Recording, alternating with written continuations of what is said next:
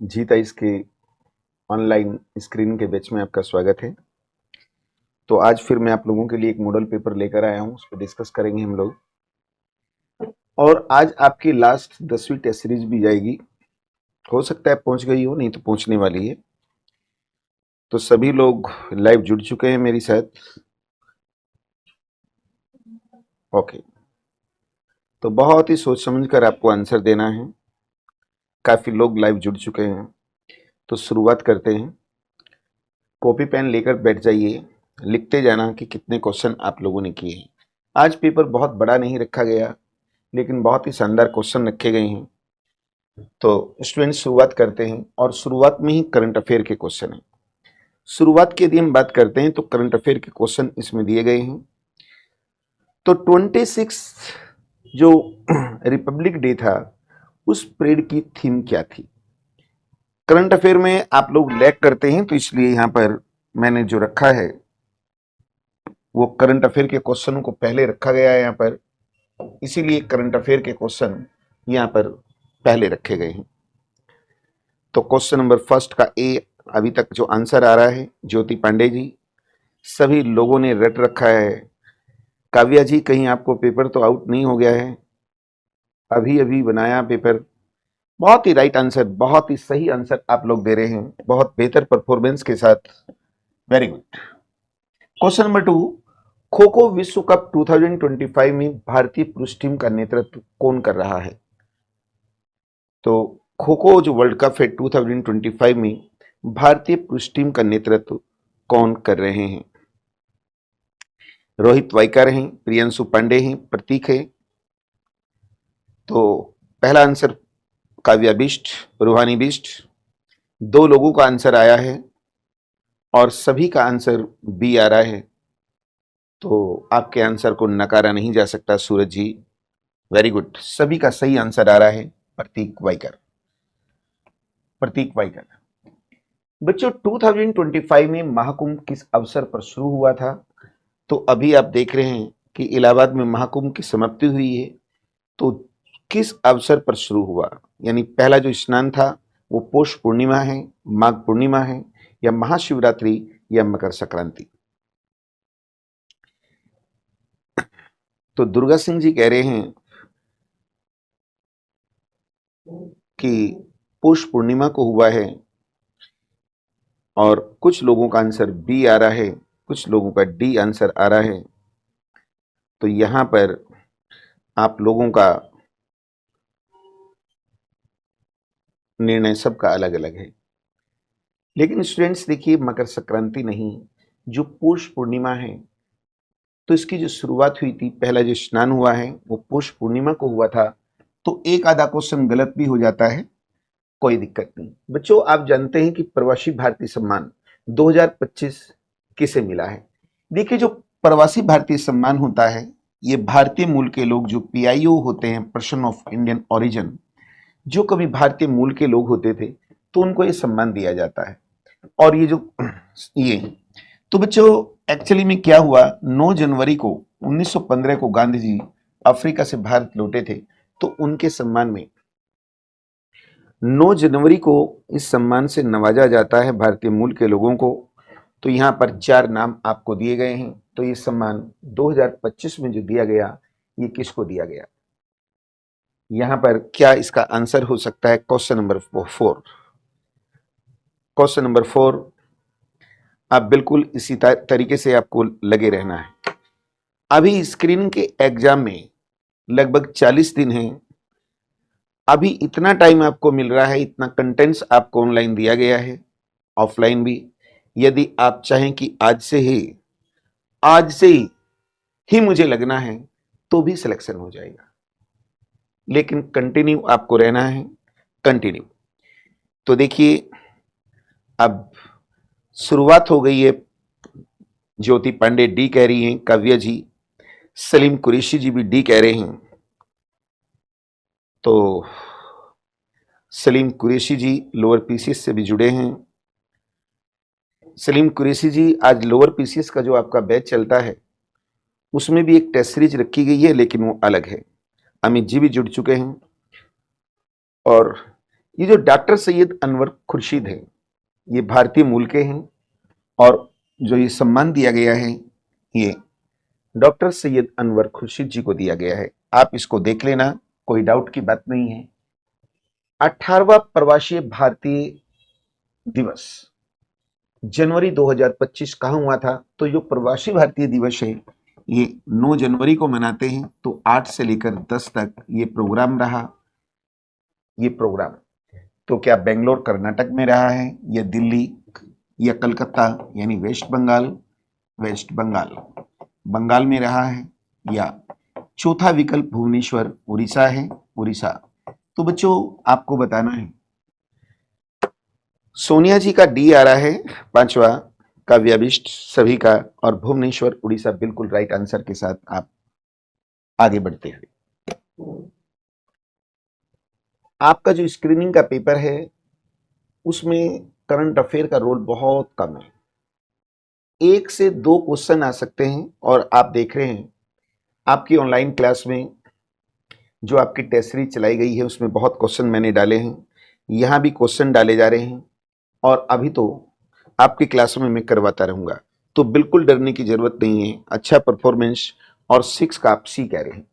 बच्चों जो Indian gas होती है, चाहे सिर्फ आपकी किचन का सिलेंडर इंडियन का हो या भारत का हो, तो उसमें 3 गैस होती हैं। आपका आंसर सी आ रहा है। इसमें 3 गैस होती हैं, प्रोपेन, ब्यूटेन और पेंटेन। ठीक है, प्रोपेन, ब्यूटेन और पेंटेन 3 गैस होती हैं। यहाँ 2-2 दी है, तो ब्यूटेन इसकी मुख्य गैस है। लेकिन ये जो गैस होती है इससे स्मेल नहीं आती है और ये खतरनाक गैस है। तो ध्यान रखना है, इसमें एक अन्य गैस और मिलाई जाती है जिसका नाम है मिथाइल मेलकैप्टम। तो जो मिथाइल मेलकैप्टम गैस होती है उसका काम क्या होता है कि अगर सिलेंडर लीकेज हो जाए तो उसकी स्मेल से हमें पता लग जाता है। सही आंसर आप दे रहे हैं। बिल्कुल जल्दी नहीं है, बहुत धीरे धीरे हमें आगे की ओर बढ़ना है। बैकग्राउंड में चेंज कर देता हूं। ठीक है, तो आप देखिए जो गोल्डन धान होता है, गोल्डन धान में सर्वाधिक मात्रा में क्या होता है? यहाँ कुछ विटामिन के नाम दिए गए हैं, vitamin A, vitamin C, vitamin B and vitamin K. Golden धान,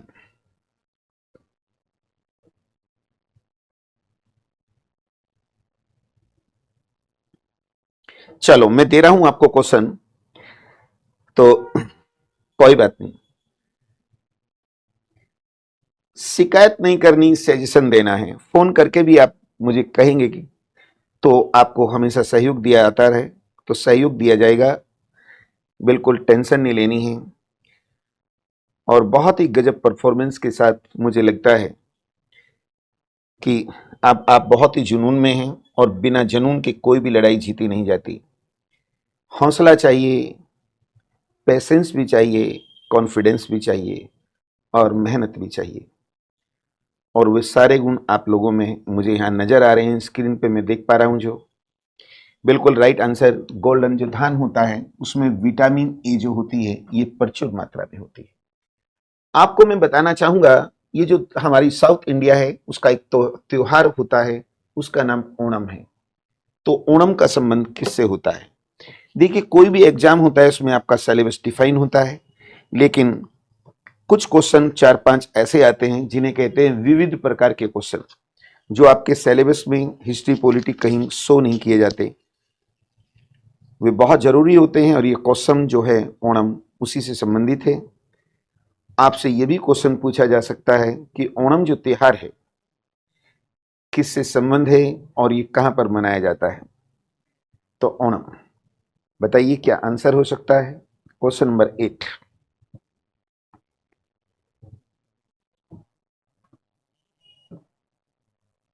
आपको मैं बताना चाहूंगा, ओणम जो है ये केरल में मनाया जाता है। केरल का बहुत ही मुख्य त्योहार है, और इसका जो संबंध, हाँ, तो इसका जो संबंध है वो डी, महाबली से है। ये क्वेश्चन नंबर डी, आंसर ठीक दे रहे हैं आप लोग। अब देखिए इसका क्या आंसर हो सकता है। बौद्ध संघ में भिक्षुणी के रूप में, बौद्ध संघ जो था, बौद्ध संघ, है ना, में भिक्षुणी के रूप में स्त्रियों के प्रवेश की अनुमति बुद्ध द्वारा कहां दी गई थी? तो देखिए, जो बौद्ध संघ था उसमें केवल बौद्ध भिक्षु होते थे, लेकिन बुद्ध के एक प्रिय शिष्य होते थे जिनका नाम आनंद था। उन्होंने बुद्ध को मजबूर कर दिया कि संघ में महिलाओं को भी प्रवेश दिलाओ, जबकि बुद्ध इसके फेवर में नहीं थे। आनंद ने एग्जाम्पल दिया कि देखिए, जैन संघ में भी तो स्त्रियां हैं, लेकिन बुद्ध इसके फेवर में नहीं थे। बुद्ध नहीं चाहते थे कि स्त्री और पुरुष एक जगह रहें, क्योंकि इससे बौद्ध धर्म के नैतिक पतन की संभावना बहुत ज्यादा थी। लेकिन आनंद ने मजबूर कर दिया, और आनंद के कहने पर सही आंसर सब लोगों का आ रहा है। किसके कहने पर? आनंद के कहने पर वैशाली में महिलाओं को संघ में प्रवेश दिलाया। इनकी पहली शिष्या मूषिक प्रजापति गौतमी, और दूसरी एक वैशाली की नगरवधु थी जिसका नाम आम्रपाली था, वो बनी थी। बुद्ध का किसके सिक्कों पर अंकन हुआ है? देखिए, यहां पर एक नाम दिया गया है, विम कैडफिशस, जो कुषाण वंश का है। सोनिया जी हिस्ट्री की स्टूडेंट हैं और बहुत ही अच्छा परफॉर्मेंस दे रही हैं। बिल्कुल बिल्कुल कनिष्क।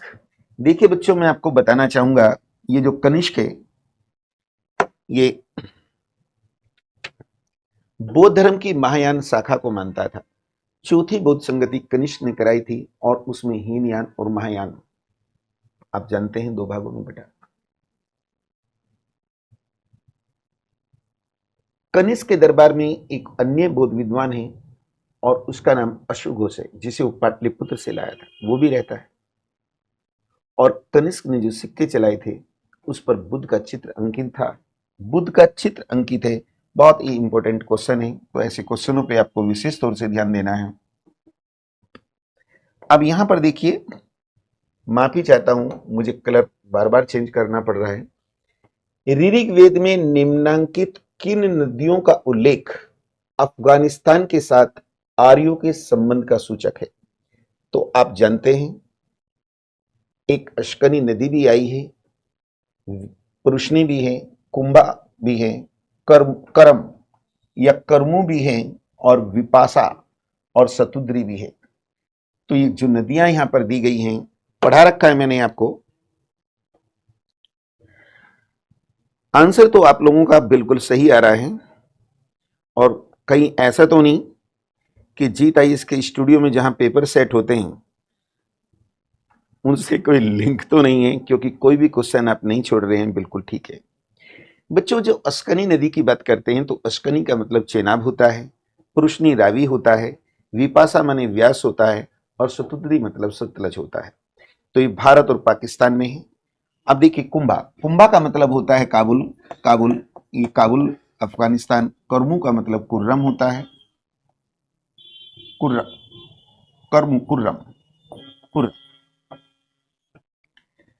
तो पहला गुप्त शासक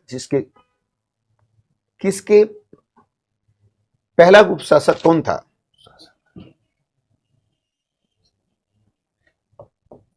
पहला गुप्त शासक जिसने परम भागवत की उपाधि धारण की थी, परम भागवत। तो उस शासक को हम देवगुप्त भी कहते हैं, देवश्री भी कहते हैं, परम भागवत भी कहते हैं, परम भागवत भी कहते हैं। तो स्टूडेंट्स, यहां पर आप लैग कर जा रहे हैं। देखिए, जो गुप्त शासक थे ये भागवत धर्म को मानते थे। भागवत धर्म का मतलब होता है वैष्णव धर्म। जो चंद्रगुप्त सेकंड है ना, जिसे सकारी भी कहते हैं, देवगुप्त देवश्री भी कहते हैं, ठीक। तो चंद्रगुप्त जो सेकंड है, ये ध्यान रखना, कोई कंफ्यूज होने की जरूरत नहीं है, ठीक। ये है चंद्रगुप्त सेकंड, जिसने शकों को पराजित करने के उपलक्ष्य में विक्रमादित्य की उपाधि भी धारण की थी, और रजत मुद्रा यानी चांदी का सिक्का भी चलाया था।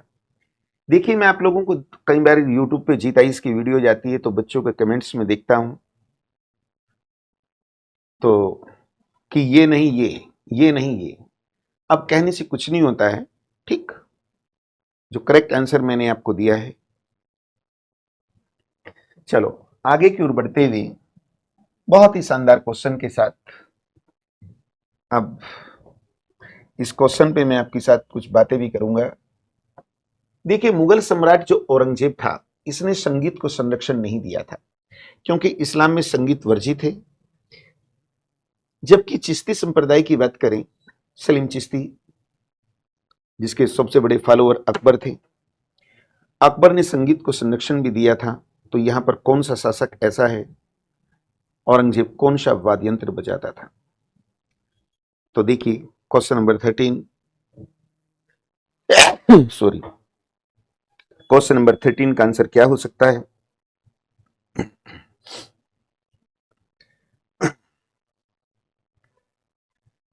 तो देखिए, सितार नहीं है, वीणा है। वीणा इसका आंसर है। और मैं आपको बताना चाहूंगा, औरंगजेब ने नृत्य, संगीत, चित्रकला पर रोक लगाई थी। औरंगजेब के समय तो जो संगीतज्ञ थे, उन्होंने संगीत का जनाजा भी निकाला था। लेकिन इसका दूसरा पहलू देखिए, भले ही संगीत को वर्जित किया हो, लेकिन गुप्त रूप से सर्वाधिक संगीत ग्रंथ जो लिखे गए, वो औरंगजेब के समय लिखे गए थे। एक शास्त्रीय संगीत की पुस्तक राग दर्पण जो है, राग दर्पण का फकरुल्ला ने फारसी में अनुवाद मानकोतवल नाम से औरंगजेब के समय किया था। चलो आगे बढ़ते हैं। कौन सा शासक पृथ्वीराज चौहान के नाम से प्रसिद्ध है? पृथ्वीराज चौहान आप जानते हैं, सुना भी होगा आपने। पृथ्वीराज चौहान, तराइन का पहला युद्ध गोरी को पराजित किया और तराइन के दूसरे युद्ध में उसकी हार हुई थी। तो यहां पर 4 आंसर दिए गए हैं। पृथ्वीराज चौहान, जिसे मुस्लिम इतिहासकारों ने राय पिथोरा की संज्ञा दी थी। और देखिए, तो पृथ्वीराज चौहान जो हैं, वैसे तो ये सारे ही चौहान हैं, लेकिन तराइन युद्ध के कारण बड़ा हाईलाइट नाम रहा है। और पृथ्वीराज जो थर्ड हैं, ये ध्यान रखना है आपको, पृथ्वीराज जो थर्ड हैं, यही पृथ्वीराज चौहान नाम से प्रसिद्ध थे, पृथ्वीराज थर्ड। अब आगे बढ़ते हैं। यहां पर सभी सब्जेक्टों के क्वेश्चन यहां पर डाले गए हैं, सभी सब्जेक्टों के। किसने असहयोग आंदोलन को समर्थन तो दिया, परंतु इसके परिणाम नहीं देख सका? मोतीलाल नेहरू, चित्तरंजन दास, लाला लाजपत राय और बाल गंगाधर तिलक। और इसको बाल गंगाधर तिलक, इस बार कनिष्ठ सहायक का जो पेपर था, उसमें भी इस क्वेश्चन को पूछा गया था। तो क्या इसका आंसर हो सकता है? रूहानी बिस्ट बी कह रही हैं, लाला लाजपत राय। चलो रूहानी, तुम एक चीज बताता हूं सभी बच्चों को, थोड़ा सा हल्का ब्रेक ले लेते हैं। क्वेश्चन को जब ऑब्जेक्टिव क्वेश्चन को सोल्व करते हैं, तो ये रटने से नहीं होते। इसके पीछे जब क्वेश्चन सोल्व करते हैं, तो कई एंगल से क्वेश्चन को सोचना पड़ता है। देखिए, लाला लाजपत राय की अगर हम बात करते हैं, साइमन कमीशन का जब विरोध हो रहा था, है ना, गो बैक साइमन के नारे लग रहे थे, आपको पता भी होगा, गो बैक साइमन। तो 17 दिसंबर 1928 को सैंडर्स की लाठी से घायल हुए थे, तब ये शहीद हुए। 28। मोतीलाल नेहरू की बात करते हैं तो 1923 में इनका नाम आ रहा है, जब इन्होंने स्वराज पार्टी बनाई थी। और चित्तरंजन दास, दोनों का नाम आ रहा है। लेकिन असहयोग आंदोलन शुरू हुआ था। असहयोग आंदोलन, आप जानते हैं कि असहयोग आंदोलन शुरू हो रहा है 1 अगस्त को, 1 अगस्त 1920 को। 5 फरवरी 1922 को चोरी चारा घटना हुई। गांधी जी की मूवमेंट ने हिंसा का रूप ले लिया, और जहां हिंसा होगी गांधी हो नहीं सकते। तो 12 फरवरी को गांधी जी ने मूवमेंट वापस ले लिया। तो ये देखिए, 1922 को वापस लिया। और ये जो नाम आते हैं, ये कब कब इतिहास में नाम आया है। ये जो तिलक है ना, ये इसका आंसर है। क्योंकि जिस दिन 1 अगस्त को ये आंदोलन शुरू हुआ था, उस दिन तिलक की स्वाभाविक मृत्यु हुई थी। यही कारण था कि असहयोग आंदोलन चलाने के लिए तिलक स्वराज फंड बनाया गया था, तिलक स्वराज फंड। एक, किसने कहा था विदेशी वस्त्रों की बर्बादी ही उनके साथ सर्वोत्तम व्यवहार है? किसने कहा था? रूहानी बीस्ट। चार विकल्प में यदि आपको लगता है कि दो में से कोई एक हो सकता है तो रिस्क लेना है, अन्यथा छोड़ देना है। कितनी टेस्ट सीरीज मैंने आपके साथ आपको कराई है यहां पर, इसलिए कॉपी पेन लेके बैठा करो, उसमें देखना कितनी सही हुई, कितनी गलत हुई, कितने क्वेश्चन हमने छोड़े हैं, क्या उस क्वेश्चन को छोड़ना था या नहीं। आप देखिए,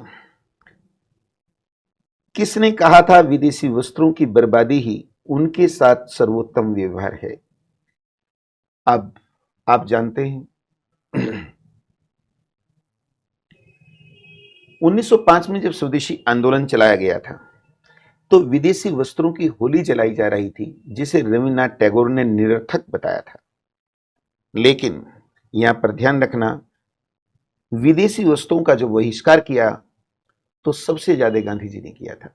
गांधी जी ने जब अपना सिविल डिसओबीडिएंट मूवमेंट शुरू किया 1930 में, तो वहां भी उन्होंने जब 31 जनवरी 1930 को अपने पत्र यंग इंडिया में वायसराय इरविन के समक्ष 14 मांगे रखी थी, तो वहां भी विदेशी वस्त्रों के बहिष्कार की बात की गई थी। इसका राइट आंसर दीपक जी, सभी लोग दे रहे हैं आप लोग, तो इसका राइट आंसर महात्मा गांधी है। अब इस टेस्ट सीरीज को जो आप देख रहे हैं, नो डाउट आपके स्क्रीनिंग से टफ है, इसमें कोई शक नहीं। लोअर पीसीएस अपर पीसीएस को छू के चल रहा है पेपर, जितनी भी मैंने टेस्ट सीरीज कराई टफ है, लेकिन इजी तो सबसे आते हैं। कुछ टफ क्वेश्चन भी तो आते हैं ना, तो जो कहीं नहीं मिलेंगे आपको यहां मिलेंगे। आपका पूरा जो कोर्स कराया गया वो उसका लेवल भी बहुत शानदार रखा है, बहुत ही शानदार लेवल उसका रखा गया था। चलो, और देखिए आज आप लोगों का भी लेवल बहुत शानदार हो गया है, इसीलिए यहां देखिए कितना सुंदर सा क्वेश्चन यहां पर आ रहा है। अब देखिए, किस मूवमेंट में महात्मा गांधी ने पहली बार भूख हड़ताल का प्रयोग हथियार के रूप में किया था? तो गांधी जी के जो मूवमेंट शुरू होते हैं, 1917 में चंपारण सत्याग्रह है, 1918 में दो हैं। पहले आता है अहमदाबाद का मिल मजदूर आंदोलन, और उसके बाद जो आता है वो आता है खेड़ा आंदोलन, फिर 20 में असहयोग आंदोलन आता है। लेकिन अगर हम भूख हड़ताल की बात करें, एक्चुअली में प्लेग की बीमारी फैली थी, तो जिनके कारखाने थे वो मजदूरों को बोनस दे रहे थे। अब बीमारी ठीक हो गई, बोनस बंद कर दिया, वो गांधी जी को बुला कर लाए, और गांधी जी ने तर्क दिया है कि फर्स्ट वर्ल्ड वॉर के कारण महंगाई बढ़ गई है, इन्हें बोनस मिलना चाहिए। पहली बार भूख हड़ताल पर बैठे और गांधी जी ने 35% बोनस दिलाने में सफलता प्राप्त की थी। ठीक है, अनुसुईया बेन गांधी जी की सहयोगी थी, अनुसुईया बेन गांधी जी की सहयोगी थी, जबकि उनके भाई अंबालाल साराभाई जो गांधी जी के मित्र थे, उन्होंने विरोध किया था। बहुत ही शानदार प्रदर्शन के साथ स्थानीय शासन व्यवस्था को किस वायसराय के समय प्रोत्साहन मिला था?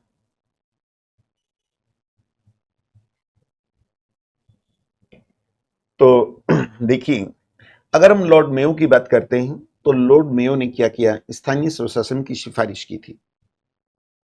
ठीक, लेकिन स्थानीय स्वशासन बोर्ड की जो मंजूरी की बात की गई थी वो लॉर्ड रिपन ने की थी, तो इन्हें हम स्थानीय स्वशासन का पिता भी कहते हैं।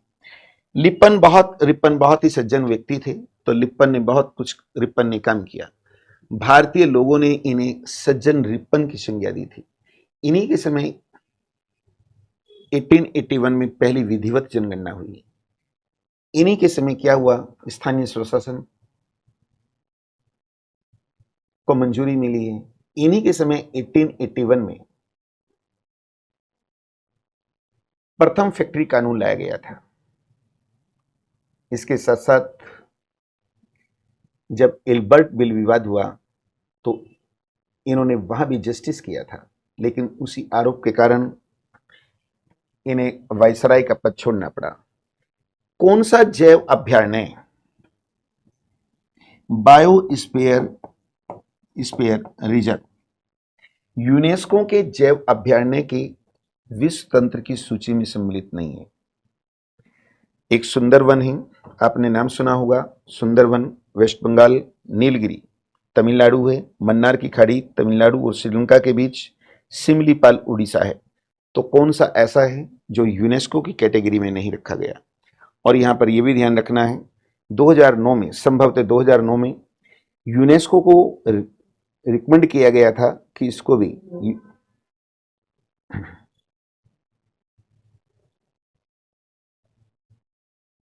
इस श्रेणी में रख लिया जाए।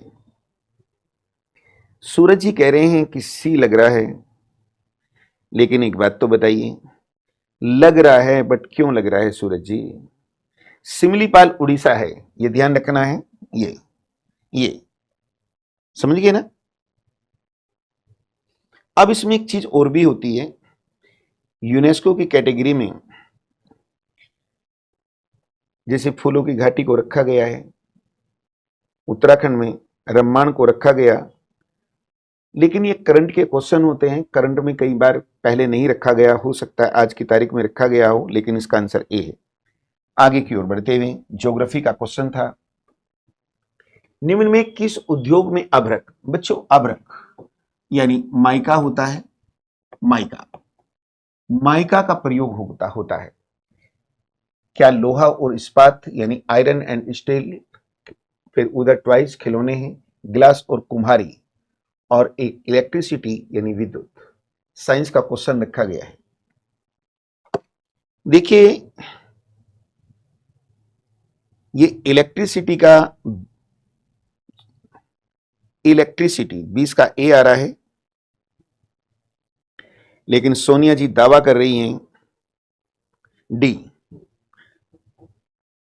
बिल्कुल राइट आंसर है।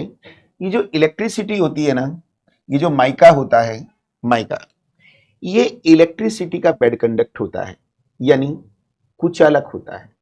तो आपने देखा होगा इलेक्ट्रिक पोल पर जो वायरिंग होती है, वो जिस काले काले ऊपर लिपटी रहती है, वो माइका का बना होता है। D answer. कंप्यूटर वायरस क्या होता है? एक क्वेश्चन कंप्यूटर का भी यहां पर डाला जा रहा है। कंप्यूटर वायरस क्या होता है? आप लोग लाइव क्लास स्क्रीनिंग से जुड़े हैं, अपने साथियों को भी रिकमेंड कर सकते हैं, जीत आईएएस चैनल को सब्सक्राइब कर लें। अच्छा लगता है।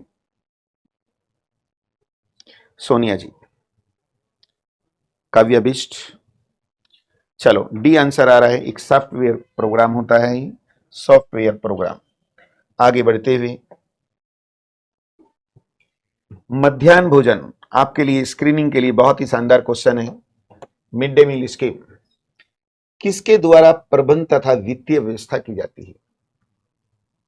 राज्य सरकारों के खाद्य एवं रसद विभाग द्वारा, उपभोक्ता मामले एवं कल्याण विभाग, कार्यक्रम कार्यान्वयन मंत्रालय द्वारा, या मानव संसाधन विकास मंत्रालय? Question number 22। ये क्वेश्चन तो ऐसा है कि इसको तो आप पेडागोजी की कैटेगरी में रख सकते हैं। तो सभी के आंसर सी और डी देखने को मिल रहे हैं यहां पर, लेकिन इसका राइट आंसर जो है वो डी है। मानव संसाधन विकास मंत्रालय द्वारा ये ऑपरेट होता है। आगे फिर एक हिस्ट्री के क्वेश्चन के साथ, बेरोजगारों के सहायता दिल्ली के सुल्तानों में किसने एम्प्लॉयमेंट ऑफिस की स्थापना की थी? इससे लेक्चरर हिस्ट्री सब्जेक्ट वाले भी जुड़े हैं और उन्हें मैंने ये पढ़ा भी दिया है। क्वेश्चन नंबर 23 अभी तक। चलो, ये जो फिरोज तुगलक था, फिरोज तुगलक ने कई काम किए थे, एम्प्लॉयमेंट ऑफिस खोला था, ठीक। इसने दासों का शौकीन होने के कारण दीवाने बंदगान विभाग भी बनाया था। इसने दारुल सफा यानी हॉस्पिटल भी बनवाए थे। दीवानी खैरात विभाग, जहां गरीब मुस्लिम महिलाओं के विवाह आदि की व्यवस्था होती थी, ये भी। इसने पीडब्ल्यूडी विभाग बनाया था और 5 नगर बसाए थे। इसने जलघड़ी का निर्माण भी कराया था और इसके साथ साथ सर्वाधिक जो आईटीआई थी, इंडस्ट्रियल ट्रेनिंग इंस्टीट्यूट, वो इसी के समय थी। आगे बढ़ते हुए बच्चों आपको बताना चाहूंगा मुस्लिम लीग द्वारा किस तिथि को सीधी कार्यवाही दिवस डायरेक्ट एक्शन डे के रूप में मनाया गया। तो आप जानते हैं कि 46 में जब कैबिनेट मिशन भारत आया तो उसने पाकिस्तान की मांग को स्वीकार नहीं किया था और जिन्ना को पाकिस्तान नहीं चाहिए था, जिन्ना को प्रधानमंत्री का पद चाहिए था और प्रधानमंत्री का पद नेहरू को भी चाहिए था। तो दबाव बनाने के लिए एक प्रत्यक्ष कार्यवाही दिवस मनाया गया जिसमें हिंदू मुस्लिम राइट हुए। तो बिल्कुल राइट आंसर आप दे रहे हैं अनीता कुमेदी जी, परिणीता नेगी। बिल्कुल 16 अगस्त 1946 को यह मनाया गया था। आगे बढ़ते हैं, मुगल बादशाहों में किस एक का 2 बार सिंहासन यानी राज्याभिषेक हुआ है? तो कौन है वो 2 बार राज्याभिषेक? Question number 25। तो अभी तक आप अकबर की बात कर रहे हैं। आप देखिए क्या लहर चलाते हैं आप लोग। किसी एक ने ए कहा तो सब ने ए कह दिया, लेकिन पूनम जी ये गलत हो रहा है। आप जानते हैं 1556 में जब हुमायूं की मृत्यु हुई थी, अचानक एक्सीडेंटल पुस्तकालय की सीढ़ियों से गिरते हुए मृत्यु हो गई। तो उस समय बैरम खां के साथ यानी अकबर सेनापति बैरम खां के साथ पंजाब में अफगानों के विरुद्ध युद्ध कर रहा था। तो वही पता लगा कि पिता की मृत्यु हो गई और बैरम खां ने कालानौर में ईंटों का सिंहासन बनाकर अकबर का राज्याभिषेक किया था, जो एक बार हुआ है। जहांगीर का भी एक बार हुआ है, जहांगीर का भी एक बार हुआ है 1605 में, अकबर का 1556 में, शाहजहां का भी एक बार हुआ है 1628, लेकिन औरंगजेब का राज्याभिषेक 2 बार हुआ है। और इसकी कहानी मैं सुना देता हूं। एक्चुअली में आप जानते हैं कि 1658 में उत्तराधिकार का युद्ध शुरू हुआ था। 5 युद्ध हुए, बहादुरपुर, धर्मत और सामूगढ़ 1658 में हुए और सामूगढ़ का युद्ध जीतकर औरंगजेब ने आगरा में राज्याभिषेक कराया। 59 में एक खजुआ का युद्ध हुआ और फिर देवराई का युद्ध। फिर 59 में देवराई का युद्ध जीतकर दिल्ली में राज्याभिषेक कराया, 2 बार कराया। अगर यहां पर हुमायूं होता तो सोचना पड़ जाता, क्योंकि हुमायूं एक बार 1530 में राज्याभिषेक हुआ उसका और एक बार 55 में वो फिर सरहिंद के युद्ध को जीतकर शासक बना था। आप देखिए उत्तराखंड के कुछ क्वेश्चन यहां पर आ रहे हैं और फिर पेडागोजी के क्वेश्चन 30 क्वेश्चन पेपर में दिए गए हैं। हम लोग समाप्ति की ओर बढ़ रहे हैं। हर की दून का प्रवेश द्वार कहां कहा जाता है, किसको कहा जाता है?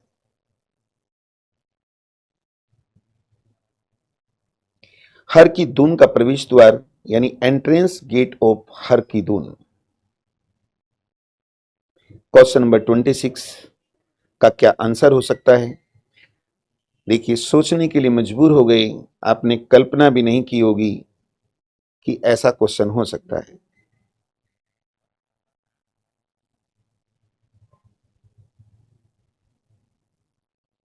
प्रियंका बिंजोला 26A प्रोल बिल्कुल राइट आंसर आपका है। बहुत ही शानदार आंसर ये आपने दिया है। यार इसमें एक रीजनिंग का भी क्वेश्चन था, वो छूट गया शायद कहीं। 27 पे आइए। पंचकोशी वारुणी यात्रा का संबंध किस जनपद से है? 26 का ए 27। देखिए उत्तराखंड के जो क्वेश्चन दिए गए हैं ये भी बहुत शानदार क्वेश्चन यहाँ पर हैं। इसमें इकोनॉमिक्स बैच के बच्चे जुड़े हैं, आपको मैसेज आ लिया होगा। तो आपकी कल से क्लास शुरू हो जाएगी और लेकिन आपकी क्लास का जो टाइम रहेगा वो रहेगा 10:15।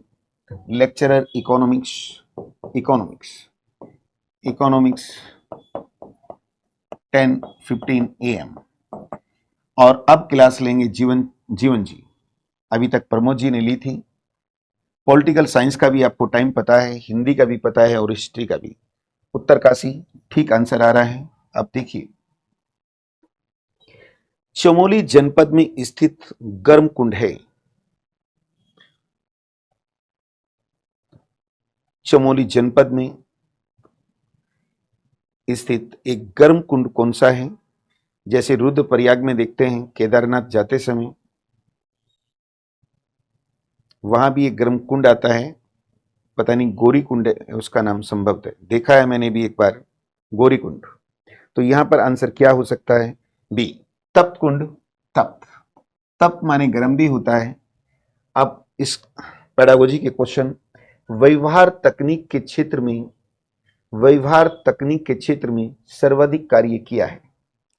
अमीडन, फ्लेंडर्स, ओवरवे, एडरसन एंड ऑल। 29, 29 का आंसर क्या हो सकता है?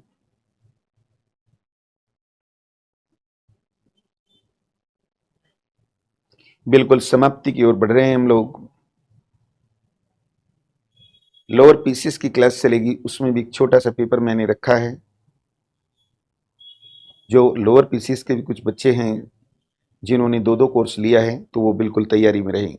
सी, लेकिन सी आंसर नहीं है, डी इसका आंसर है। आगे देखिए, ये लास्ट क्वेश्चन है, शिक्षण प्रक्रिया क्या है? शिक्षण प्रक्रिया क्या है ये आपको बताना है। 29 डी था, अब 30 पे, teaching process, what is teaching process? 30 का क्या आंसर हो सकता है? आप सी कह रहे हैं, शिक्षण प्रधान और छात्र प्रधान। सी बिल्कुल राइट आंसर के साथ समाप्ति आज की क्लास की। तो ये पेपर यहाँ कंप्लीट होता है। बड़े हौसले के साथ, मेहनत के साथ, अनुशासन के साथ लगे रहेंगे। Sincerity and regularity always must any person. Okay, thank you.